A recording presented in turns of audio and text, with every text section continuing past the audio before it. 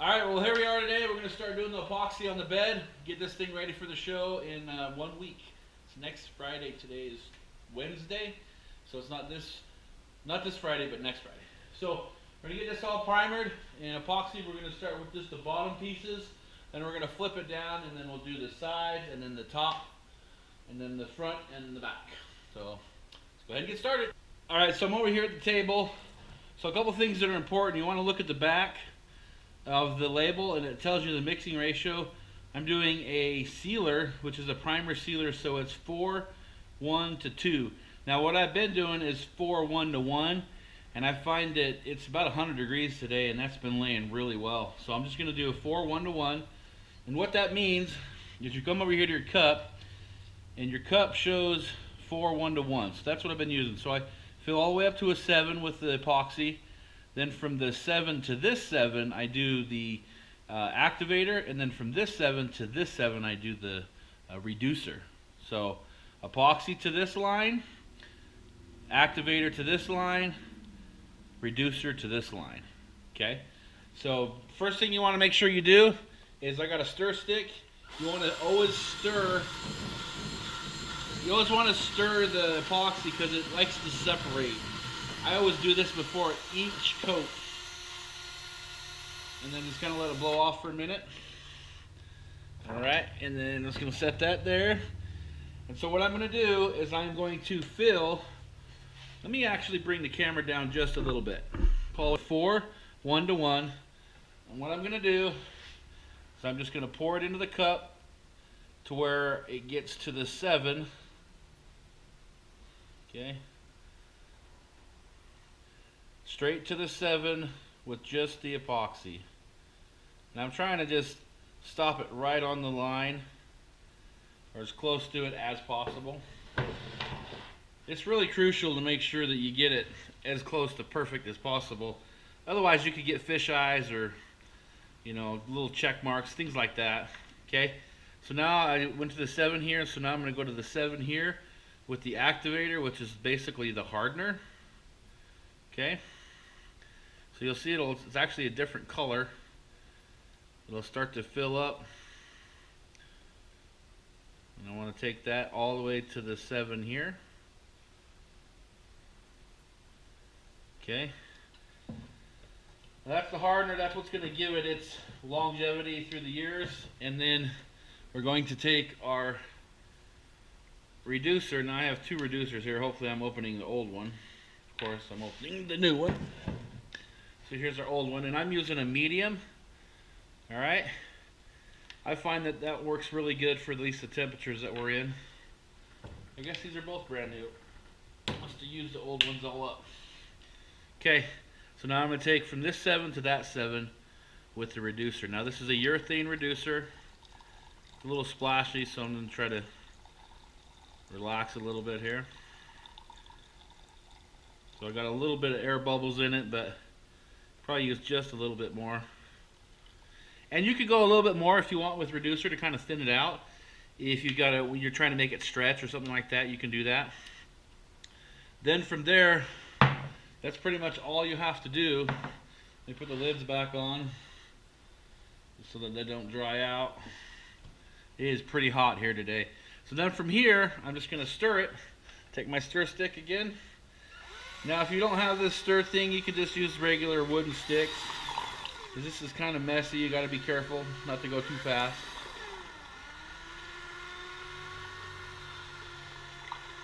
Alright, now from here it says that it has about a 20 to 30 minute pot life, so you could spray this anytime between now and 30 minutes.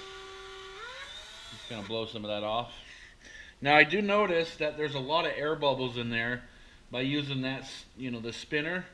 So it might be a little better to use a stick, because that way you don't get as many air bubbles, which is kind of important, especially if you're going to just start spraying right now.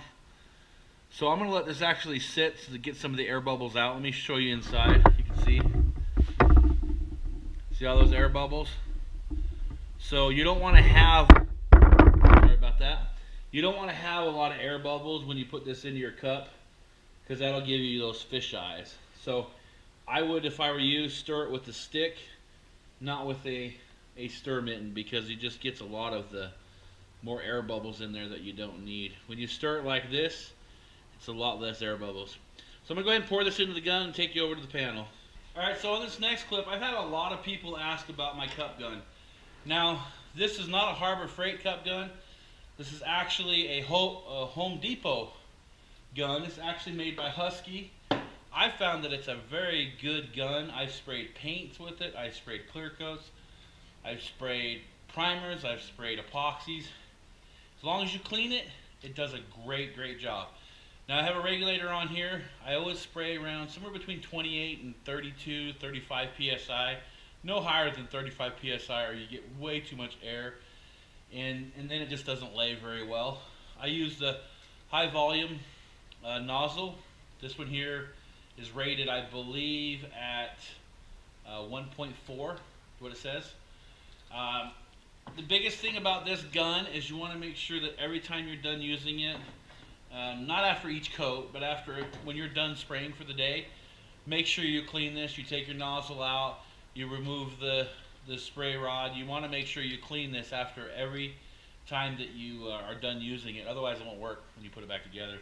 Go to spray. And then I've got this little stand that I put it on, and I love this gun. I think I spent 80 bucks on it, and it's been a phenomenal gun for the money. I've never had to replace any parts. I've probably sprayed 5 or 6 cars with it, and it's just been great.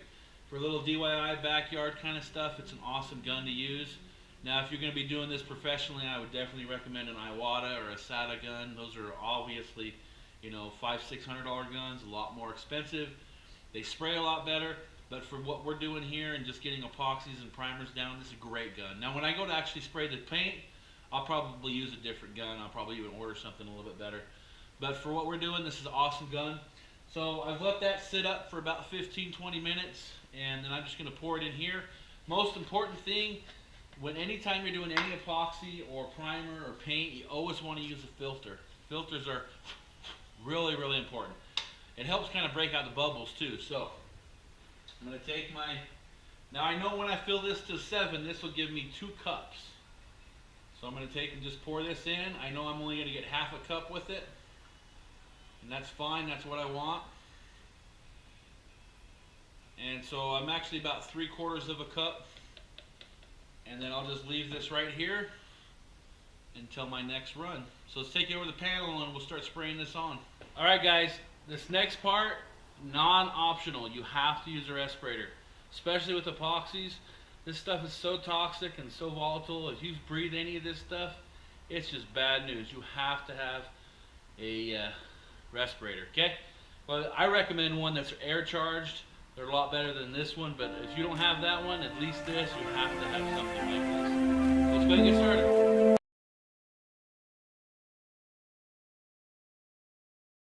Alright, so you guys can see I've already put the tarp down and kind of relocated the bed. We've already just done the bottom. Now a little trick, if you guys are doing this at home, put a tarp down and then put some water on the tarp. Kind of helps keep the dust down and also helps keep the overspray down so you don't get it all over your yard or all over your garage. So I'm going to put my mask on, go ahead and do a tack coat over the whole thing. Also got the fenders up there that I'm going to do at the same time. Get a tack coat down and then I'll flip that back.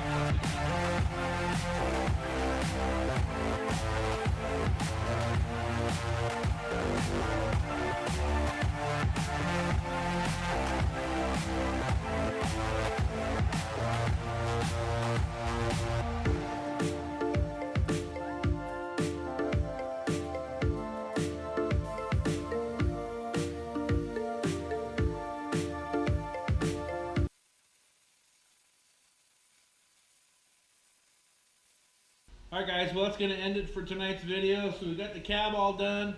We got the cab right here and the bed over there. The bed's all finished, primered, epoxied, ready to go. Our next couple videos that we're going to be doing, probably next week, we're just going to be getting this ready for the show, so we'll be setting up for that for the next couple days. But next week's video, we're going to start the construction on the frame. Now,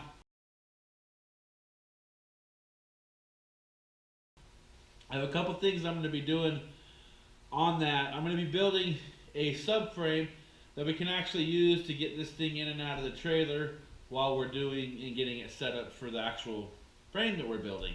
So next week's video, we'll bring in the cab, kind of set it side by side with the frame and the other frame that we're going to be building to go underneath.